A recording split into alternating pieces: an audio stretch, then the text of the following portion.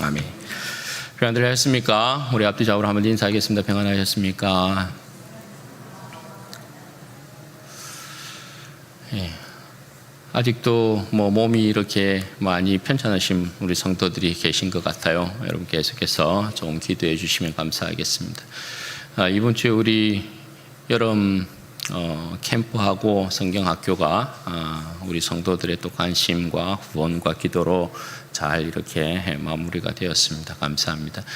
다음 세대가 계속해서 여러분 힘있게 일어날 수 있도록, 다음 세대가 힘있게 일어나는 건 기성세대의 역할이 굉장히 중요합니다. 우리 성도들께서 계속해서 관심 가져주시고 격려해 주시고 응원해 주시면 감사하겠습니다.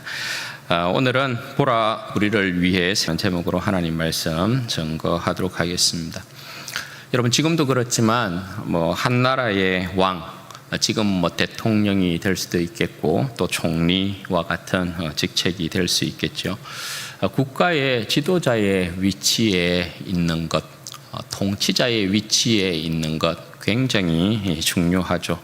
어떤 왕이 나라를 다스리는가에 따라서 백성의 운명이 좌우되기도 합니다. 그리고 어떤 사람이 대통령이 되고 또 어떤 사람이 총리가 되느냐에 따라서 국가의 정책이 뒤바뀌게 되고 사람들의 삶의 질이 달라지는 것을 보게 됩니다. 여러분 이 시대의 국가 통치자들, 지도자들 여러분들은 어떻게 생각하십니까? 민주국가나 사회국가나 공산국가나 할 것 없이 이 시대의 통치자들 중에 완전하고 완벽한 사람 여러분 볼 수 있습니까? 만민에게 칭송을 받고 만인에게 또 전 세계의 칭찬을 받는 통치자 여러분 찾아볼 수 있습니까? 그런 사람들 찾아보기 힘들죠. 나름대로 최선을 다하고 있겠지만 문제투성이이고 불안하기만 합니다. 여러분 왜 그럴까요? 그건 다른 이유가 아니겠죠. 그건 아무래도 사람이기 때문에 그런 것이고 또 사람들이 세운 자들이기 때문에 그런 것입니다. 그런데 오늘 본문에서는 하나님께서 인생들을 위해서 세운 완전하고도 완벽한 한 왕을 소개합니다. 영원한 왕이시고 능력의 왕이시며 생명과 구원의 왕이십니다. 그분이 누구냐? 바로 예수 그리스도이십니다. 여러분 9절 말씀을 한번 보실까요? 그때 예수께서 갈릴리 나사렛으로부터 와서 요단강에서 요한에게 세례를 받으시고 라고 말씀하고 있습니다. 여러분 지난 시간에 세례 요한이 그들로서 제사함을 받게 하는 회개의 세례를 그 백성에게 전파하고 자기 뒤에 오시는 능력의 메시아에 대해서 증거했던 것을 우리가 살펴보았지요. 그 메시아가 여러분 누구라고 오늘 본문에서는 말씀하고 있는 것입니까? 그분이 바로 갈릴리 나사렛 출신의 바로 예수다라고 말씀을 하고 있는 것입니다. 하나님께서 갈릴리 나사렛 출신의 예수를 그 백성의 메시아 세례 요한 뒤에 오는 능력의 메시아 그 백성의 왕으로 세우셨다 그렇게 선포를 하고 있는 것입니다. 여러분 그런데 굉장히 이상하지 않습니까? 우리는 굉장히 이상하지 않지만 이스라엘 백성의 입장에서는 이 선포가 굉장히 여러분 낯설고 이상한 것입니다. 왜 그렇습니까? 갈릴리라는 지역이 그러하고 나사렛이라는 동네가 더욱 그러합니다. 여러분 나사렛이라는 이 동네는 이스라엘 백성 가운데 그다지 알려진 곳이 결단코 아닙니다. 여러분 혹시 경상남도 남해군 미조민 양풍리에 대해서 여러분 아십니까? 바로 제가 태어난 곳인데 아무도 모릅니다. 나사렛은 그런 곳입니다. 나사렛은. 그리고 여러분 갈릴리는 여러분 어떤 곳입니까? 서울에서 여러분 남해군이라면 여러분 압니까? 남해군 모릅니다. 남해군. 남해 바다는 알아도 남해군은 몰라요. 나사렛은 여러분 그런 곳입니다. 아니 갈릴리라는 곳은 그런 곳입니다. 갈릴리는 굉장히 변방 지역에 있는 그런 곳이란 말입니다. 그러니까 이름은 들어봤어도 절대 여러분 관심을 가질 수 없는 이방의 갈릴리 그렇게 표현하고 있단 말이에요. 그러니까 이스라엘 백성에게는 완전히 소외된 지역이라고 할 수 있는 거죠. 여러분 그 유명한 요한복음에 보면 빌립이 나다네를 찾아가서 우리가 메시아를 만났다라고 이렇게 고백을 하면서 그분이 나사렛 예수다 이렇게 고백을 하거든요. 그러니까 여러분 나다나엘의 반응이 뭡니까? 응? 나사렛에서 무슨 선한 것이 나올 수 있느냐 그렇게 여러분 말하지 않습니까? 이 말은 한마디로 갈릴리 나사렛 이렇게 이야기하면 깡촌 중에 깡촌 뭐 그렇게 표현할 수 있어요. 개천에서 절대 용이 나지 못하는 곳이 바로 나사렛이라는 곳이라 이렇게 말하고 있단 말입니다. 무시당하는 마을 자체가 나사렛이에요. 그런데 여러분 하나님께서 그 백성의 메시아요. 세례 요한을 통하여서 능력이 크고 신분이 높으신 메시아가 온다, 그리스도가 온다, 온 인류의 왕께서 오시는데 하나님께서 지목한 분이 누구라고요? 갈릴리 나사렛 출신의 바로 예수 그리스도시다 그렇게 말씀을 하고 있는 것입니다. 이게 여러분 뭐라는 거예요? 하나님의 뜻이라는 거거든요. 마가복음은 이게 그냥 하나님의 뜻이고 계획이야. 이스라엘 백성들이 어떻게 갈릴리 나사렛에서 메시아가 날 수 있습니까? 우리를 위한 왕이 날 수 있습니까? 온 인류를 구원한 구세주가 날 수 있습니까? 잔소리 마라. 하나님의 뜻이다 이게. 갈릴리 나사렛 그 깡촌에서 하나님께서 예수를 온 인류의 메시아 왕으로 세웠다. 군말 말라. 그렇게 지금 말씀하고 있어요. 그러니까 뭐예요? 하나님께서 나사렛 출신의 예수를 메시아로 세웠기 때문에 모든 백성들은 그 메시아를 믿고 순종하라 그렇게 말씀을 하고 있는 거예요. 그런 예수님께서 요단강에서 요한으로부터 이제 세례를 받게 됩니다. 여러분 10절과 11절 말씀을 보시죠. 곧 물에서 올라오실 때 하늘이 갈라짐과 성령이 비둘기같이 자기에게 내려오심을 보시더니 하늘로부터 소리가 나기를 너는 내 사랑하는 아들이라 내가 너를 기뻐하노라 하시니라 그렇게 말씀합니다.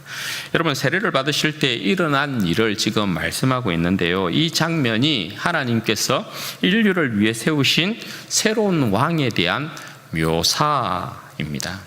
여러분 여기에는 네 가지의 그림이 지금 나타나고 있습니다. 인류를 위해 세우신 왕, 인류를 구원하신 메시아에 대한 이 네 가지 묘사가 여기에 나타나 있는데요. 첫 번째는 세례를 받으시고 물에서 올라오시는 장면입니다. 여러분 그냥 상상을 한번 해보시면 됩니다. 요단강에서 예수님이 세례를 이렇게 물속에 들어갔다가 올라오고 있는 이 장면이에요. 물에서부터 올라오고 있는 이 장면. 여러분 그런데 성경에서 물이 가지는 여러분 상징적인 의미가 뭡니까? 성경에서 물은 죽음의 세계와 씻음을 상징하는 거죠. 여러분 태초의 세계를 보면 어떻습니까? 태초에 하나님이 천지를 창조하시니라 땅이 혼돈하고 공허하며 흑암은 깊음 위에 있다. 깊음이라는 게 등장합니다. 태초의 바다 그게 등장하고 있는 것을 보게 되죠. 그러니까 여러분 세계가 어떻게 지어졌다라고 이야기합니까? 태초의 바다에서부터 땅이 생겨났다 이렇게 이야기하는 거거든요. 물이 덮고 있었던 세상이에요. 물이 덮고 있었던 세상에 생명이 하나도 존재하지 않고 있었던 그 세상에서부터 하나님께서 새로운 생명의 세계를 지었다라고 증거하는 것이 창세기 1장에 있는 내용이란 말입니다. 그리고 여러분 두 번째, 노아 홍수. 노아 홍수는 여러분 뭘 이야기하는 것입니까? 노아 홍수 때 하나님께서 이 땅 가운데 비를 내리셔서 온 세상을 물로 덮어버렸어요. 그건 여러분 뭘 이야기하는 거예요? 하나님께서 온 세상을 물로 덮어서 태초의 세계로 돌려보내버린 그런 역사를 이야기하고 있죠. 그 모습을 보면 여러분 뭐예요? 죽음의 물이 온 세상을 덮고 있는 그 상태를 이야기하는 것이 노아 홍수라고 이야기하는 거죠. 그 노아 홍수 시대에 죽음의 물이 온 세상을 덮었는데 거기에서부터 여러분 어떻게 하십니까? 하나님께서 새로운 의의 세계를 다시금 열어서 노아에게 상속하고 있는 것을 우리가 보게 되죠. 그 다음으로요, 홍해 사건이요. 홍해를 보면 여러분 어떻습니까? 이스라엘 백성이 홍해를 건넜어요. 그걸 사도 바울은 고린도 전서에서 뭐라고 표현합니까? 세례를 받았다 이렇게 표현을 하고 있죠.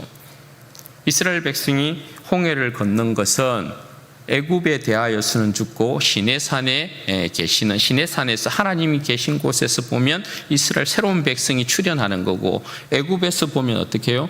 이스라엘 백성이 죽음의 바다로 들어가는 거잖아요. 그렇죠? 바다 안쪽으로 들어가는 거거든요. 그러니까 죽음과 부활의 역사가 나타나 있는 것이 바로 홍해의 사건이라고 할 수 있죠. 여기서도 여러분 마찬가지인데요. 예수님께서 세례를 통해서 물에서부터 이렇게 쫙 올라오십니다. 이것은 무엇을 이야기하느냐? 예수님께서 죽음의 물이 덮고 있는 옛 세계에서부터 새로운 생명을 일으키시는 왕으로서의 출현, 그것을 이야기하고 있다는 것입니다. 예수님께서 이제 새로운 생명의 왕으로서 죽음이 지배하고 있는 세상에서부터 새로운 생명의 역사를 창조하실 것입니다. 그 백성에게 새로운 생명을 이제 주게 될 것입니다. 그것이 뭐예요? 지금 예수님께서 물에서부터 올라오시는 장면이에요. 우리의 새로운 왕이, 생명을 우리에게 주는 새로운 왕이 죽음의 물을 깨고서 이렇게 쫙 올라오고 있는 그런 장면이란 말이죠. 이게 첫 번째 그림이에요. 두 번째는 여러분 뭐예요? 하늘이 갈라졌다, 이렇게 이야기해요. 예수님께서 세례를 받으실 때 물에서부터 이렇게 올라오실 새 어떻게 해요? 하늘이 갈라졌다, 이렇게 이야기를 하고 있어요. 이 표현은 여러분 마태나 누가복음에도 나와 있는데, 예수님이 세례 받으시는 장면은 마태나 누가는 예수님께서 세례 받으시고 물에서부터 올라오실 때 하늘이 열렸다라는 표현을 사용해요. 하늘이 열렸다. 그런데 오늘 마가는 하늘이 열렸다라는 이런 곱상한 표현보다는 하늘이 찢어졌다, 이런 표현을 사용해요. 갈라짐, 이 표현은 찢었다라는 표현이거든요. 이 표현은 여러분 어디에 나오냐면 예수님께서 십자가에 죽으실 때에 일어난 사건 중에 하나가 여러분 뭐였어요? 지성소의 휘장이 위에서부터 아래로 쫙 찢어진 사건이 있었잖아요. 그 표현과 같아요. 예수님께서 세례를 받으시고 물 위로 올라오시는데 하늘이 갈라졌다, 이렇게 표현을 하고 있단 말입니다. 그러니까 여러분 이 표현은 뭐예요? 예수님께서 물에서부터 세례를 받고 올라오실 때에 하늘이 갈라진 것은 옛 세계의 하늘을 찢었다라는 거예요. 옛 세계의 하늘이라는 여러분 뭐예요? 이스라엘 백성이 지성소의 휘장이 있는 한 절대 지성소 안으로 들어가지 못했잖아요.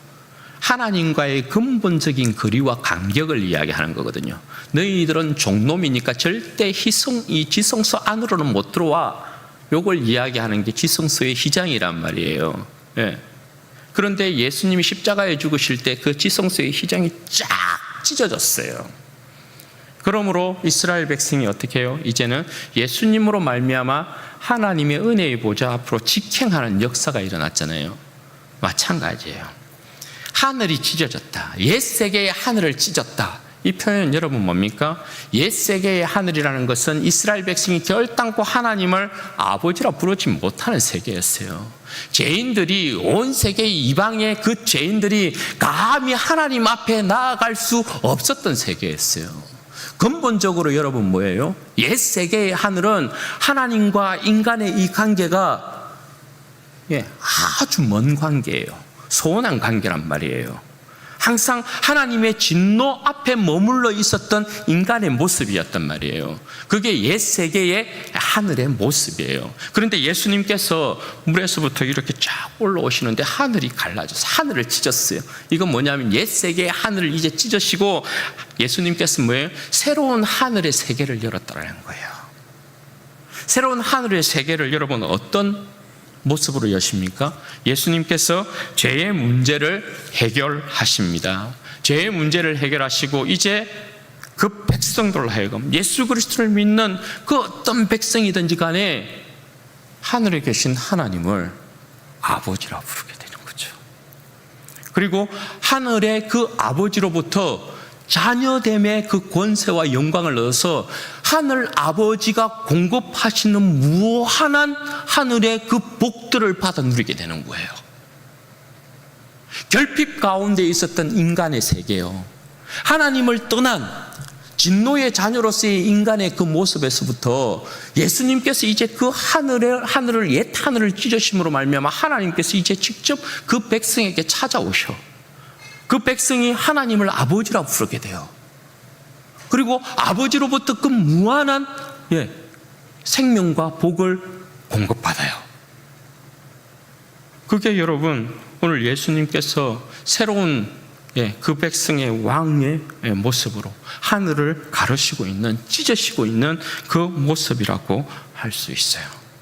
이게 두 번째 여러분 그림이에요. 세 번째 그림이 여러분 뭐예요?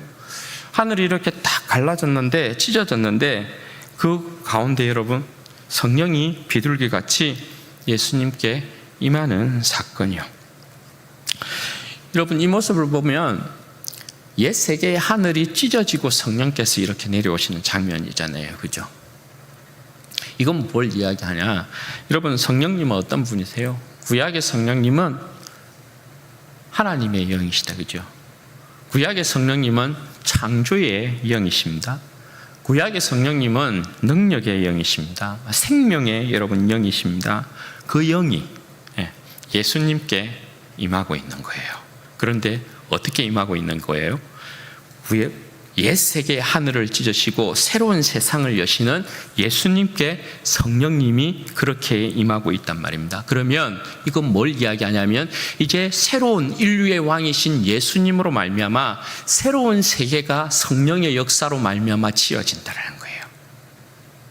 하나님의 영이신 성령님이 이제 예수님께 머물므로 말미암아 예수님으로 말미암는 새로운 창조의 역사, 새로운 생명의 역사, 새로운 능력들이 나타나게 된다. 이걸 이야기하고 있는 거예요.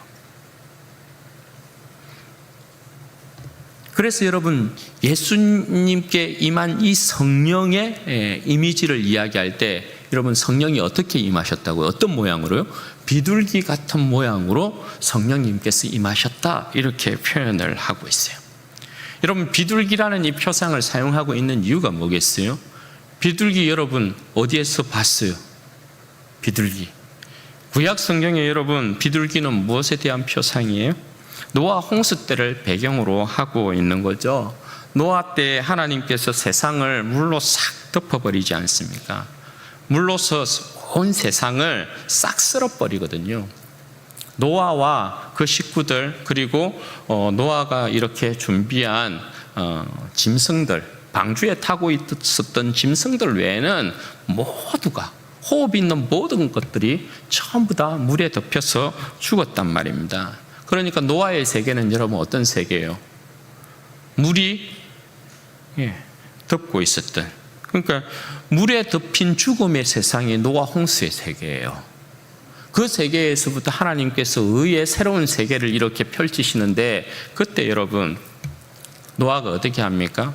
새로운 땅이 드러날 때 그 기쁜 소식을 가장 먼저 알려줬던 짐승이 비둘기예요.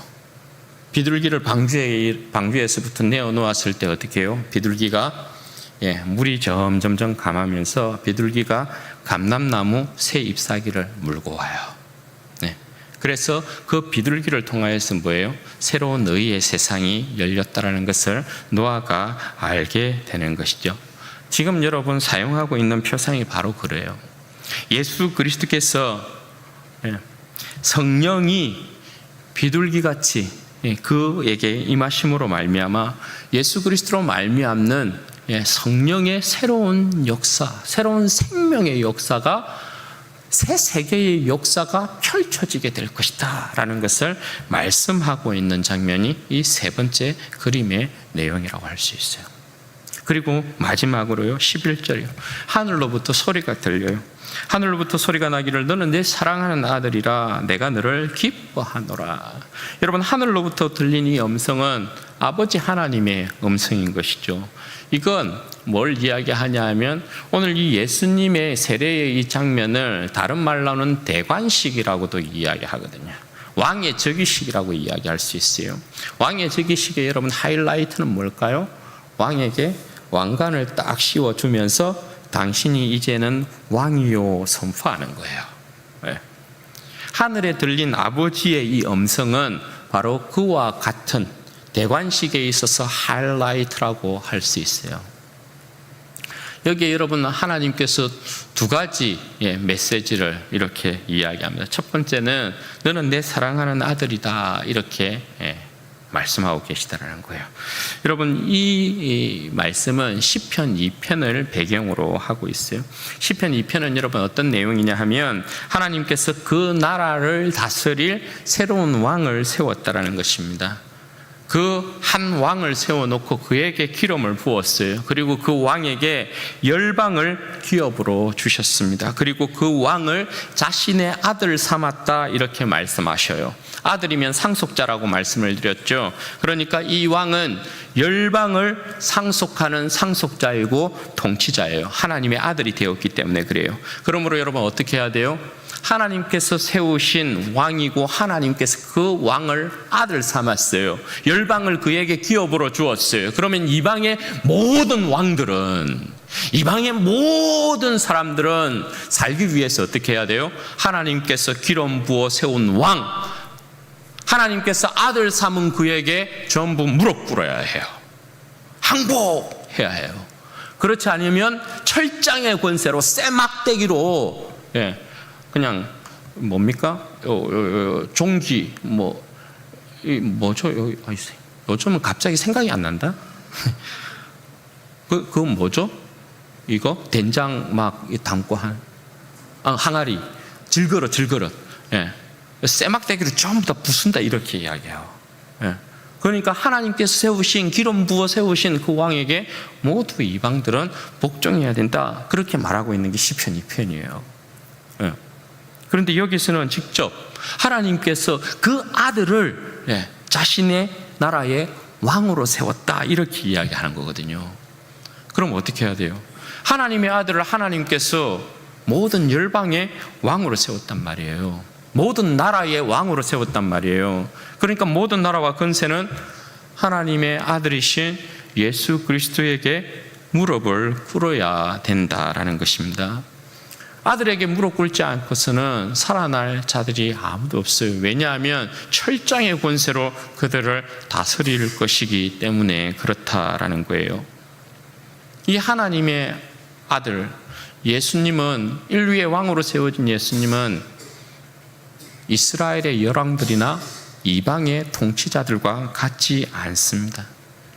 흠과 점이 없는 완전하시고 완벽한 통치자이십니다.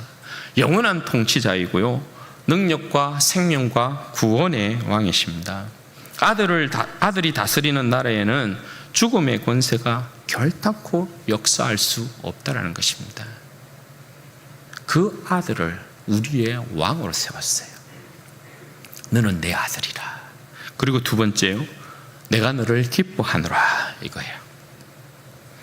이건 이사야 42장이 배경인데요. 이사야 42장은 하나님의 종, 하나님께서 기뻐하는 자에게 하나님께서 그의 영을 부으시고 그 백성을 구원한다라는 내용이 이사야 42장의 내용이에요. 그런데 이사야 42장의 내용은 그 백성만을 구원하는 왕을 이야기하지 않아요.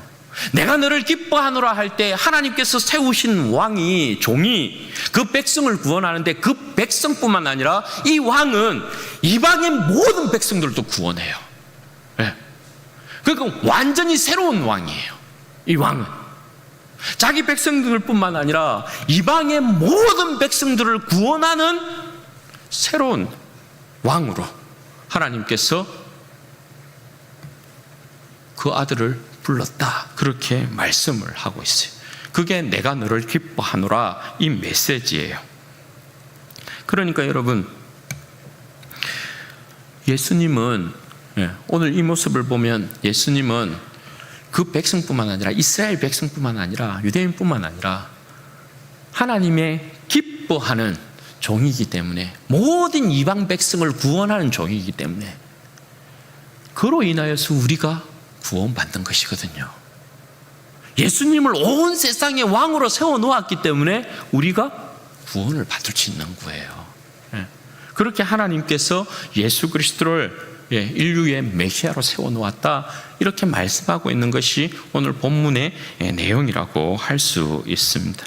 사랑하는 여러분, 하나님께서 우리의 구원을 위해서 이 땅에 보내시고 세우신 우리의 왕을 여러분 한번 보십시오. 영광스러운 왕을 여러분 한번 보십시오. 예수님이 여러분 우리를 구원하셨습니다. 여러분, 예수님께서 우리를 구원하시기를 기뻐하셨습니다. 우리가 예수님 때문에 구원을 얻게 되었습니다. 바이든을 우리를 구원하기 위해서 세운 게 아닙니다. 바이든을 세우지 않았습니다. 여러분, 기시다를 세우지 않았습니다. 푸틴을 세우지 않았습니다. 또 뭡니까? 김정은이가 아닙니다. 윤석열 대통령이 아닙니다. 불완전한 인간을 우리의 구원을 위해서 하나님께서 우리의 왕으로 보내시고 세운 것이 아니란 말입니다. 하나님의 아들 예수 그리스도를 우리의 완벽한 구원을 위하여서 이 땅 가운데 보내셨다라는 것입니다. 그리고 우리가 그 예수 그리스도로 말미암아 지금 구원을 받고 있다라는 것입니다. 여러분, 우리가 우리의 구원의 왕이신 예수 그리스도를 통하여서 받고 있는 은혜와 복이 뭐냐? 사실 여러분, 예수님께서 오늘 인류의 메시아로서 세례를 받던 이 장면에 있어서 예수님께 나타난 이 그림들 있잖아요. 이 영광들이 고스란히 그 백성에게도 여러분 전달되고 있는 거거든요. 우리가 예수님을 왕으로 세우는 이 역사에 있어서 이 영광을 그대로 우리가 누리고 있어요. 첫 번째, 여러분, 우리를 죄와 사망의 권세에서부터 건져내셨다는 거예요. 여러분, 성경은 우리 자신에 대하여서 여러분, 우리들에 대해, 이방인들에 대하여서 여러분 어떻게 이야기합니까? 에베소서에서 허물과 죄로 죽었던 너희들, 그렇게 이야기하잖아요. 우리는 허물과 죄로 죽었었다, 이렇게 선포해요. 우리는 죽어 있었어요. 죽은 자들이었어요. 죽음의 물에 덮여 있었던 자들이었어요. 그렇잖아요? 그 어떠한 자들도 하나님 앞에서 살아있었던 생명이 없었어요. 우리는 죽어 있었던 인생들이었어요. 그런데 여러분, 예수님께서 허물과 죄로 죽어 있었던 우리를 살리셨어요. 하나님께서 그리스도와 함께 우리를 살리셨다, 그렇게 말씀하고 있단 말입니다. 그러니까 우리는 뭐예요? 그리스도와 함께 하나님 앞에 살아난 새로운 백성들이다, 그렇게 이야기하죠. 예수님으로 말미암아 살아난 백성들, 그래서 여러분 새로운 피조물이라고 이야기하잖아요. 예수님께서 지으신 새로운 창조물이라 그렇게 이야기하잖아요. 우리가 어떻게 새롭게 지어졌습니까? 세례로. 우리가 다 여러분 물 세례 받았지 않습니까? 세례는 뭐라고요? 죽음과 부활의 의미잖아요. 우리는 죽었었어요. 세례를 통하여서 물의 세계에서, 옛 세계에서 우리는 물에 잠겨서 죽었다고요. 그런 우리가 다시금 어떻게 해요? 세례를 통하여서 새롭게 예수 그리스도의 이름으로 새롭게 일어났어요. 그러니 여러분, 우리는 옛 세계의 물에서 잠겨서 죽어 있었던 인생들은 영원한 죽음 아니겠어요? 영원한 지옥에서의 고통을 받는 그러한 하나님의 진노의 자식들 아니겠어요? 그런데 우리가 예수 그리스도의 그 십자가의 은혜로 세례를 통하여서 예수 그리스도의 이름을 통하여서 새로운 생명을 얻었다고요. 새로운 피조물로 다시금 일어났다고요. 이 새로운 피조물은 여러분 어떤 피조물이에요? 주 예수 그리스도로 말미암는 새로운 생명을 받은 새로운 피조물이잖아요. 영원히 죽지 않는, 죽음의 권세를 이겨낸 영원한 새로운 피조물 아닙니까? 그게 우리라는 거예요. 네. 그러니 여러분, 우리는 예수 그리스도 안에서의 새로운 피조물이에요. 고린도후서 5장 17절에서 그렇게 이야기하죠. 누구든지 그리스도 예수 안에 있으면 새로운 피조물이라. 이전 것은 지나갔으니 보라 새롭게 되었도다. 이 선포는 여러분 뭘 이야기하냐면, 더 이상 우리가 허물과 죄로 죽어 있었던 그때의 우리와 상관이 없다라는 거예요. 내 자신이 그때의 내가 아니라는 거예요. 죄와 상관없다, 죽음의 권세와 상관없다, 그 말이에요. 새로운 생명의 세계에서 사는 새로운 백성, 새로운 하나님의 자녀들, 그들이 바로 우리라는 것입니다. 그러니까 우리의 구원은 여러분, 이 세상을 살고 있지만 예수 그리스도 안에서 영원한 왕이신 예수 그리스도께서 구원한 구원이어서 우리는 영원에 잇대어 살아가고 있는 삶을 지금도 살고 있는 거예요. 그러니까 우리는 지금도 영생의 삶을 살고 있는 것이라고 볼 수 있는 것이죠. 그리고 두 번째요, 옛 세계의 하늘을 찢으심으로 오늘 우리는 하늘의 하나님을 아버지라 부르게 되었다는 거예요. 여러분, 이게 무엇을 이야기합니까? 예수님께서 딱 올라오시면서 하늘을 찢으셨어요. 누구를 위해서 찢으신 옛 세계의 하늘입니까? 옛 세계의 하늘 아래 머물고 있는 한 우리는 절대 하나님 앞에 가까이 갈 수 없어요. 이방인이었던 우리는 절대 하나님 앞에서 나아갈 수 없고 하나님을 아버지라 부를 수 없어요. 그죠? 그런데 우리를 위하여서 옛 세계 하늘을 찢어버렸어요. 그건 뭐냐면 우리를 새로운 관계 가운데, 하나님과의 이 관계에 있어서 새로운 관계 안으로 우리를 데리고 왔다라는 걸 이야기하는 거예요. 새로운 관계에 들어선 우리의 여러분 신분과 모습이 뭡니까? 하나님의 자녀 아닙니까? 하나님을 아빠 아버지라 부르짖는 백성 아닙니까? 여러분, 아버지라는 이 표현이라는 것이, 하나님 아버지라고 부르는 이 표현이라는 것이 그저 주어진 표현이 아니라고 그랬죠. 아버지라는 이 표현은 이스라엘 백성도 감히 하나님을 부를 수 없었던 표현이란 말이에요. 이 표현은 여러분 어디에서부터가 기원이에요? 영원 전부터 아버지 품속에 계셨던 예수님과 그 아들과 영원하신 하나님의 관계에서만 이루어졌던 친밀한 칭호가 아버지라는 칭호예요. 여러분 아십니까?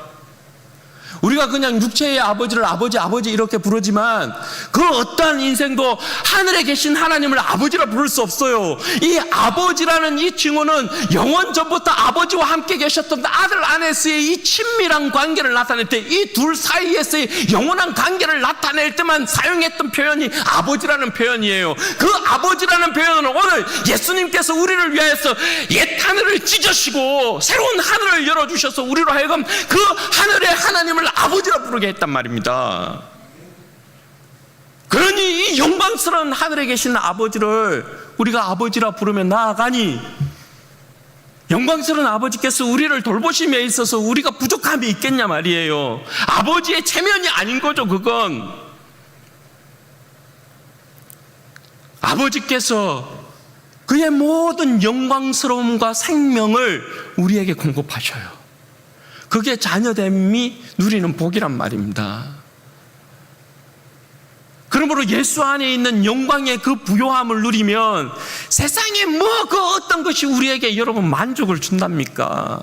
그렇지 않아요? 그래서 날 여러분들에게 막 강조하고 외치는 게 뭡니까? 복음에 좀 부요하십시오. 복음에 아들을 내어주신 하나님의 그 사랑 가운데 좀 부요하십시오. 복음의 영광에 부여하면 뭐 세상이 이런저런 유혹을 우리 가운데 던지고, 세상에 뭐 어떤 떡고물을 던진다고 우리가 그거 맛보러 가고 말이에요. 그게 뭐 생명이냐 영광이냐 거기에 종로로 타고 말이에요.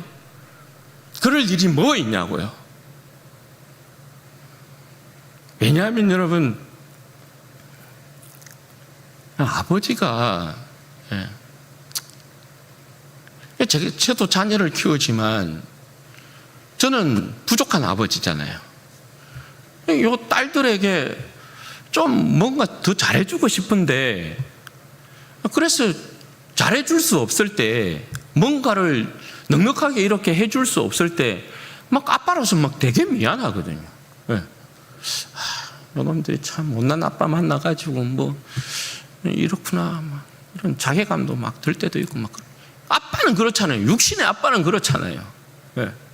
그런데 천지 만물 지으시고 영광스러운 아버지 하나님 아니에요? 이 아버지 하나님 도대체 어떻게 표현하겠어요, 우리가? 그 하나님이 우리의 아버지란 말입니다.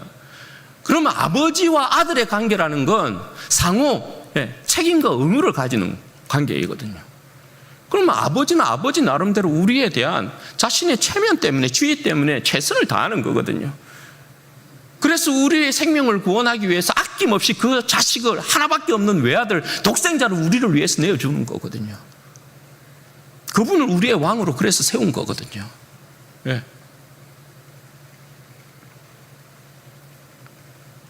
사도 바울이 고린도후서에 보면 이렇게 고백하는 고린도후서 4장 8절에서 10절 말씀에 보면 이런 고백이 있어요.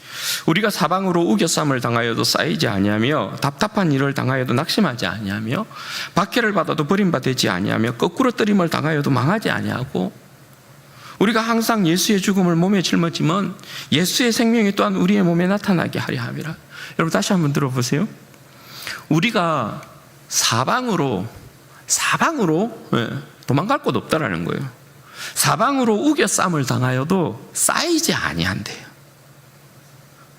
사방이 막 포위를 해도 우리가 포위당하지 아니한데 이상한 일이죠. 답답한 일을 당하여도 낙심하지 않는데 박해를 받아도 버림받지 않는데요. 거꾸로 뜨림을 당하는데도 망하지 않는데요. 세상의 원리는 우겨쌈을 당하면 포위당하면 갈 곳 없는 거예요. 소망 없는 거예요. 답답한 일을 만나면 뭐래요? 낙심되는 거예요. 절망스러운 거예요. 박해를 받으면 여러분 뭐예요? 아유, 내가 버림받았는가 보다. 박해를 받으면 나 같은 인간이 그렇지, 그렇게 생각할 수밖에 없죠. 거꾸로 뜨림을 당하면 여러분 망했구나 이렇게 생각할 수밖에 없죠. 그게 세상의 원리라고요. 그런데 예수 믿는 사람은 그렇지 않다라는 거예요. 왜요? 우리가 항상 예수의 죽음을 몸에 짊어지면 예수의 죽음을 몸에 짊어진대요. 몸에 짊어진대. 그 이유가 뭐라고요? 그 이유가 예수의 생명 또한, 예수의 생명이 또한 우리 몸에 나타나게 할, 예수의 생명이 우리의 몸에 나타나야 되는 이유가 뭡니까? 예? 저 오늘 좀 흥분한 것 같죠? 화낸 거 아니에요. 예수의 생명이 여러분 우리의 몸에 나타나야 될 이유가 뭐예요? 이게 여러분 하나님의 자녀로서 우리가 가지고 있는 복음의 부요함이라고요. 예수의 생명을 가지고 있다는 것은 예수의 죽으심을 우리가 몸에 짊어지고 예수의 생명을 끊임없이 우리가 나타낸다는 건 뭐냐면 이 세상이 아무리 우리를 우겨싸고 이 세상이 아무리 우리를 답답하게 만들고 꼼짝달싹하지 못하게 만들고 우리의 영혼이 막 버림받은 것처럼 박해를 받으면서 내 인생이 막 망한 것처럼 거꾸로 뜨림을 당하면서 내 인생이 그냥 이 세상에서 실패하는 것처럼 그렇게 이 세상이 우리를 만들어도 그래, 전능하신 하나님 내 아버지께서 나를 사랑하셔서 하나밖에 없는 독생자를 나를 위해서 십자가에 내어주셨지. 예수님이 나를 위해서 죽으셨지. 예수의 생명이 내 안에 있지. 이건 뭐냐 하면 이 세상이 감당하지 못하는 생명과 구원과 능력이 우리 가운데 끊임없이 부어지고 있다는 걸 이야기하는 거예요. 그러니까 이 말은 뭐냐면 야 인생아, 네 인생은 여기에서 이 세상에서 절대 실패하지 않아. 망하지 않아. 내가 네 아버지란 말이야. 네 아버지. 내가 아버지라는 이 이름과 타이틀을 그냥 내어준 줄 아니 너에게? 그게 아니란 말이다. 내가 네 인생을 끝까지 붙들고 책임진다. 그걸 이야기하는 거거든요. 그게 여러분 예수님께서 옛 하늘을 찢으시고 새로운 하늘을 열어서 우리로 하여금 하나님을 아빠, 아버지라고 부르짖게 만드는 이유라고요. 거기에 좀 여러분 위로를 받으시면 좋겠어요. 그리고 세 번째, 오늘 우리에게 주의 영을 부으셨어요. 새 생명의 사람으로 능력 있게 이 세상을 살게 하셨다는 것. 예수님께 여러분 성령이 임하셨어요. 옛 하늘의 세계를 찢으시고 새로운 하늘이 열리면서 예수님께 새로운 창조의 영이요, 능력의 영이, 구원의 영이 임하셨어요. 그런데 예수님께서 자신에게 임하신 그 영을 그대로 그 백성에게 부어주셨다는 거예요. 그대로 우리에게 그 영을 부어주셨다는 거예요. 우리 안에 여러분 예수 그리스도에게 부어지신 그 성령이 임하여 계셔요. 그럼 이게 뭘 이야기하는 것일까요? 여러분, 우리가 주의 영으로 산다라는 것, 주의 영으로 말미암아 새로운 주님의 피조물, 창조물로 살아간다는 거예요. 우리가 여러분 성령의 능력에 붙들리면 얼마든지 우리 안에도 새로운 창조의 역사를 일으킬 수 있다는 거 아닙니까? 주님의 진리의 말씀이 우리 가운데 부어지고 그 진리의 말씀이 역사함으로 말미암아 우리의 영혼이 얼마든지 말씀으로 말미암는 새로운 새 생명의 창조의 역사를 일으키며 살아갈 수 있는 영혼이 된다는 것 아닙니까? 성령의 사람이 된다는 건 그런 것 아니에요. 구원과 생명과 능력이 부어진다는 거 아닙니까? 그러므로 여러분, 이 세상 가운데 성령의 충만함으로 살아가는 그리스도인의 삶의 모습을 보십시오. 세상의 종로로 탑니까? 끌려갑니까? 죄의 권세에 여러분 낭망하고 무너집니까? 그런 일이 없습니다. 성령의 사람이 가는 곳곳마다 여러분 새로운 생명의 역사들이 일어납니다. 구원의 역사들이 일어납니다. 그렇죠? 예수 그리스도의 성령으로 충만한 인생들 가운데 일어나는 새로운 생명의 역사들요, 구원의 역사들요, 얼마나 여러분 놀랍습니까? 오순절 그 백성들 가운데 주의 영이 부어지고 주의 영으로 충만한 백성들이 복음을 전하고 새로운 생명들이 다시금 일어나고 하나님의 나라가 여러분 세워지고 어둠의 권세가 물러나고 죽음이 덮고 있는 어둠의 세계를 계속해서 찢어내면서 새로운 생명의 하나님의 나라의 역사를 이루는 것이 사도행전의 역사 아니에요? 그게 여전히 오늘도 21세기의 진주은혜 교회 가운데, 진주은혜 교회 성도들 가운데 일어나는 성령의 역사가 되어야 될 줄 믿습니다. 그러므로 우리는 여러분 성령 충만해야 해요. 성령 충만. 술 취하지 말라 이는 방탕한 것이니 오직 성령의 충만함을 받으라. 여러분, 성령의 충만함은 우리의 선택사항이 아니에요. 왜냐? 하나님을 섬기는 방법이 뭐라고 그랬습니까? 하나님을 똑바로 섬기려면 성령 충만해야 해요.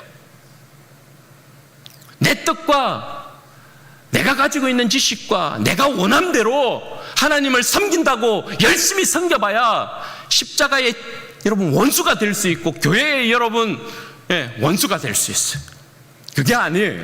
왜 우리가 성령 충만해야 되냐? 성령 충만함으로 주님을 섬겨야 바른 방법으로 하나님을 경외하고 교회를 세우는 모습이 나타나기 때문에 그래요. 그래서 성령 충만함이 여러분 중요해요. 굉장히 중요해요. 성령이 우리 가운데 지혜로 깨닫게 만드시고 주님의 영광스러운 교회, 몸된 교회를 어떻게 세울 것인가에 대한 각자의 자리에서, 부름받은 자리에서, 목사는 목사대로, 장로는 장로대로, 권사는 권사대로, 집사는 집사대로, 주님 주시는 지혜대로 그 자리에서 직무에 있어서 충성하는 그런 아름다운 모습이요. 그래야 여러분, 우리가 주님 앞에 잘했다 칭찬받는 영광스러운 백성들로 설 수 있어요. 그러므로 오늘 내 삶 가운데 좀 능력이 없는 것 같고, 내 삶이 좀 오늘 보면 무너진 것 같고, 내 삶이 좀 뒷걸음질 치고 있는 것 같고, 내 삶의 모습에 있어서 여러분 어두움이 좀 가득 차 있는 것 같고, 그러면 어떻게 해야 돼요?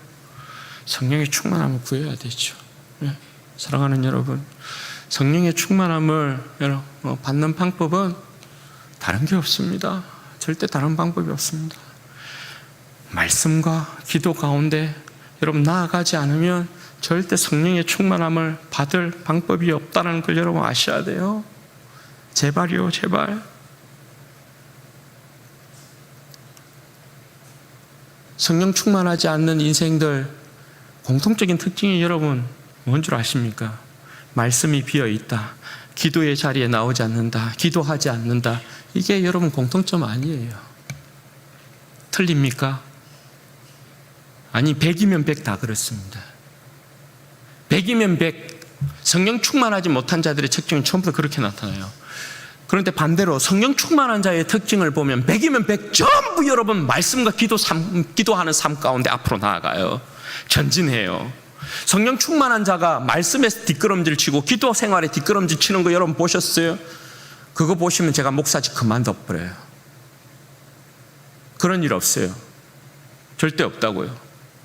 그러므로 여러분, 우리가 끊임없이 여러분 해야 될 게 뭐예요? 내 자신의 육체의 게으름을 치고 세상을 사랑하고 사모하는 그 여러분 헛된 욕망들, 욕심들 끊어내고 좀 끊임없이 주님 앞에 무릎 꿇고 주님의 말씀을 가까이 하고 주님 앞에 무릎 꿇고 주님의 이름을 부르고 주님의 얼굴을 구하고 필요하죠. 대단히 필요하죠. 이 거대한 세상의 물결이 덮고 있는 이 시대에 더욱 그러하죠. 더욱 그러하죠. 마지막으로 네 번째, 우리 모두가 여러분 예수 그리스도로 말미암아 하나님의 자녀가 되어서 함께 여러분 우리는 주님과 왕노릇 한다는 것입니다. 우리 주님을 이 세상에 철장 권세를 가지고 이 세상을 다스리는 왕 중의 왕으로 세웠어요. 너는 내 사랑하는 아들은 내가 너를 기뻐하노라. 여러분 예수님의 왕노릇이 예수님만 하는 왕의 노릇이 아니라는 거예요. 우리도 뭐예요? 우리도 하나님의 자녀이므로 그리스도와 함께한 상속자이므로 우리도 왕노릇 한다라는 거예요. 그걸 여러분 어떻게 이야기합니까? 사도 바울이 고린도전서 6장 2절과 3절 말씀에 보면 이렇게 이야기해요. 성도가 세상을 판단할 것을 너희가 알지 못하느냐. 고린도전서 6장 2절 3절. 성도가 세상을 판단할 것을 너희가 알지 못하느냐. 세상도 너희에게 판단을 받겠거든 지극히 작은 일 판단하기를 감당하지 못하겠느냐. 우리가 천사를 판단할 것을 너희가 알지 못하느냐. 그러하거든 하물며 세상 일이랴. 뭡니까? 우리가 세상을 판단하게 될 것이다. 세상을 심판하게 될 것이다. 세상뿐만 아니다. 우리가 성도로서 하나님의 자녀로서 예수 그리스도와 함께 왕노릇하는 자들로서 타락한 천사들도 심판하게 될 것이다. 심판의 자리는 왕노릇하는 자리 아닙니까? 우리가 그런 왕노릇하는 자리에 서게 될 것이라고요. 그런데 너희가 짜잘한 일들로 너희들 안에서의 그 분쟁을 가지고 세상 법정에다가 송사하고 야 그러지 마라. 차라리 그냥 불의를 당해라. 차라리 그냥 손해를 봐버려라. 그렇게 이야기해요. 사랑하는 여러분, 우리는 그리스도와 함께 왕노릇 할 거예요. 세상을 심판하게 될 거예요. 우리를 무시하고 우리를 능욕하고 언젠간 철저히 심판받게 될 거예요. 마귀들도 마지막에는 사망의 권세까지 전부 다 불못에 쳐넣을 때 우리는 주님과 함께 그 역사에 함께하면서 왕노릇하게 될 것이에요. 사랑하는 여러분, 그러므로 우리는 진정한 우리의 왕을 여러분 참되게 섬겨야 합니다. 복되게 섬겨야 합니다. 충성스럽게 여러분 섬겨야 합니다. 여러분 기억하십시오. 변방에 갈릴리 나사렛 출신의 예수를 인류의 메시아로 세웠다. 너희의 왕으로 세웠다. 하나님이 지목하셨어요. 여러분 마찬가지로 보잘것없는 이방의 우리를, 보잘것없는 이방인인 우리를 하나님께서 지목하셔서 그 온 인류의 메시아이고 우리의 영원한 왕이신 왕을 섬기는 신하요 종으로 불렀다라는 사실을 여러분 기억하십시오. 저는 경상남도 남해군 미소면 양풍리 파랑마을에서 주님의 종으로 부름받은 신하로 부름받은 이덕관이라고 하옵니다. 여러분들은 어디입니까? 저 꼴짝꼴짝이 있죠. 제가 뭐 들어보니까 출세한 사람들 많더만요. 정말 많더만요. 이름도 없는 저 꼴짝꼴짝 그 마을 그 깡촌에서 오셨더구만요. 저 전라도에서 오신 분도 계시고 저 경상도 끝에 저 공주에서 오신 분도 계시더만요. 기억하세요. 우리는 그렇게 각각의 곳에서 변방의 이름 없는 곳에서 영광스러운 왕을 섬기라고 주님께서 지목해서 불렀어요. 지목해서 그 영광이 우리 가운데 있다라는 사실을 기억하시고 주님 앞에서 우리의 왕이신 주님 앞에서 끝까지 충성하는 우리 모든 성도들 되어서 잘했다 칭찬받으시는 복된 신하들 종들 되시기를 주님의 이름으로 축원드립니다. 아멘. 그럼 같이 한번 기도하도록 하겠습니다. 이 시간에 기도할 때 그렇게 기도하십시다. 영광의 주님, 제가 하나님을 아바 아버지라 우리 예수님 때문에 부르게 되었습니다. 아버지, 절대적으로 우리 하나님 아버지를 의지하고 신뢰하고 아버지께서 끝까지 내 인생을 실패 없는 인생으로 붙드실 것이라는 거 하나님 저로 하여금 믿게 하시고 내 인생을 아버지께 온전히 드리는 인생 될 수 있도록 도와주십시오. 또한 여러분 기도할 때에 그렇게 또 기도하십시다. 하나님, 우리가 죄와 허물로 죽어 있었던 내 인생을 우리 하나님이 살리셨지 않습니까? 주님 앞에서 끝까지 영광스럽게 주님 앞에서 사명 감당하는 인생이 될 수 있도록 도와주시기를 원합니다. 성령의 능력의 그 충만함을 나에게 부어주셔서 내 왕을 배신하지 아니하고 나를 위해서 세우시, 나의 구원을 위하여서 세우시, 나의 통치자이신 영원한 왕을 배신하지 아니하고 끝까지 죽도록 충성하는, 끝까지 충성하는 영광스러운 백성 될 수 있도록 은혜와 복을 주옵소서. 우리 주여 한번 부르짖고 기도하십시다. 주여